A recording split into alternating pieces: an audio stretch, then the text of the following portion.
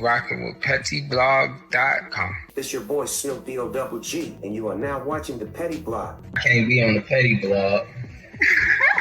Petty and tea. Oh, Petty. So they already know that I'm dropping the tea. So to make a long story really short, because to get too deep into it will take way too much energy to acquire, Forest Man, that many of you may know by his real name Eligio, or his aliases of Baba G, or Messiah, or Immortal Dot whatever, or Fraudulent Boy in Nature, when he's a whole grown ass man, you know, Forest Man. That's what I call him, as I find it as it's the most appropriate for this 41-year-old who actually be believing that he's God, and thought that one day the whole world would catch on, and that everyone would bow down to him like he's Jesus while he spewed out devil's work.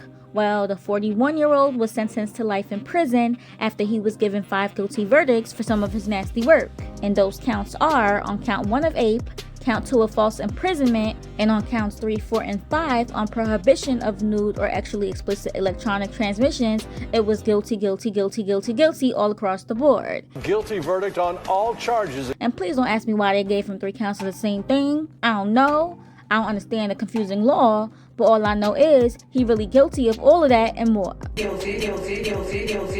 Okay, like he could have been given 20 life sentences if they knew everything that he'd be doing, but the court ain't got time for that. Okay, that's like going on trial for like 2 years to get to all of it. I'm just saying. Could we move on, please? But to tip the iceberg, first of all, this man didn't use consciousness. People's need to feel wanted and needed by a family they could relate to. Stolen words from other prophets, even though he's a false prophet, etc., to lure weak people into his cult.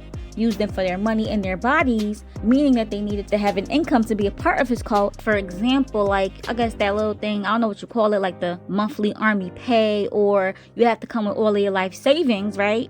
And he also slept with the majority of them, not caring what they could have had, or what he gave them rather, being that he admittedly was STD ridden, yet still had multiple fake wives who he never legally married, minus one, that were just happy to be with him, just to be the wife of God. I'm not joking, they really thought this. He had them beef with each other. I'm talking literally fight for him, but it was all for his own pleasure. I'm talking because he was mad at the cards that he was dealt in his life, and the fact that he was more or less parentless and familyless. He made sure that every one of his followers felt his personal pain by making each and every one of them sever ties with their own families who loved them and loved to make the mothers leave their kids parentless. Baby, the rabbit hole goes too deep. He literally controlled these people's whole minds in a way that nobody could explain. I guess as cult leaders are able to do, and he was getting away with all of it up until one of the cult members decided to take legal action against him after he aped her. And then, as Me Too movements go, and should, some of the other cult members decided to finally take action as far as testifying their truth against his evil doing to help keep him behind bars. Had it not been for that one person taking initiative, they were so mind controlled and in fear of this man that they would have lied for him forever and never spoke up against his wrongdoing. But yeah, so he was sentenced to life in prison so he can no longer do what he was doing to these people, even though, to be honest, he still controls a few of them, even from prison, which is crazy, but they are not in their right minds at all. Now, according to Fox News, he was given life without parole at that, and basically, for those who may not be too familiar what that means, this is a prison sentence given to a convicted defendant in which they will remain in prison for their entire life and will not have the ability to a conditional release before they complete the sentence. So in other words, he's gonna be in there forever.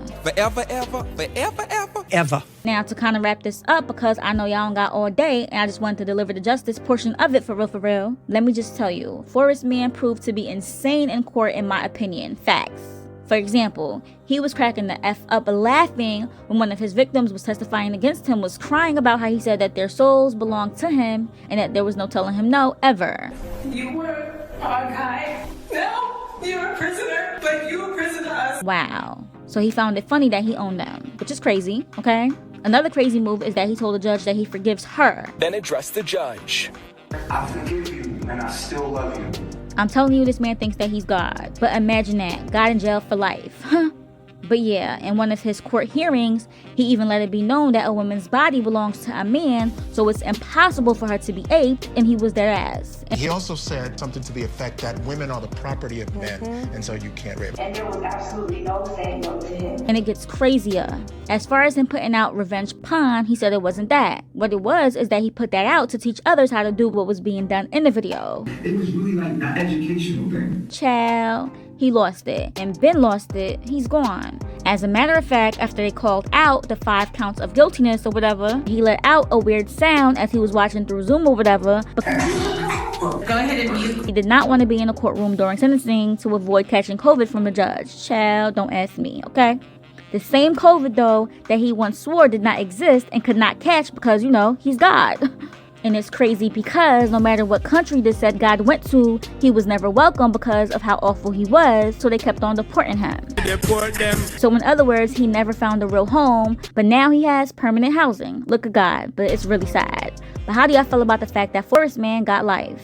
Do y'all think it was excessive, or do y'all think that he fully deserved it and had it coming? And the judge would have been lenient if it wasn't for how he acted during the trial. We want to know your thoughts overall, so leave them below. Like and share this video, subscribe to this channel, hit the notification bell, and if you haven't done so yet, be sure to become a channel member. PettyBlog.com, signing out.